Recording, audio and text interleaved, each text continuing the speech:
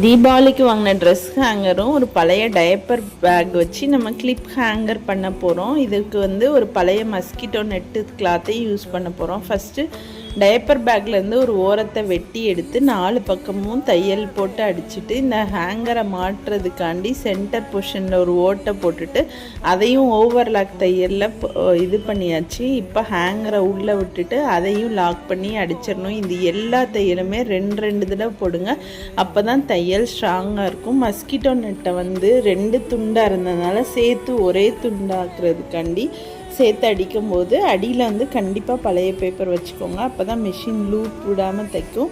அவ்வளோதான், அந்த 2 பக்கமும் தைச்சிட்டு எக்ஸ்ட்ரா அதை வெட்டிட்டு 2 பக்கம் ஸ்ட்ராங்காக தையல் போட்டு முடித்தோன்னா இந்த கிளிப் ஹேங்கர் ரெடி ஆயிரும். ஃபுல்லாக பிளாஸ்டிக்கில் இருக்கிறதுனால இரவு பகல் தண்ணி பட்டாலும் ஒன்றும் ஆகாது. கிளிப் ஹேங்கர் ரெடி ஆயிடுச்சு. தேங்க்யூ.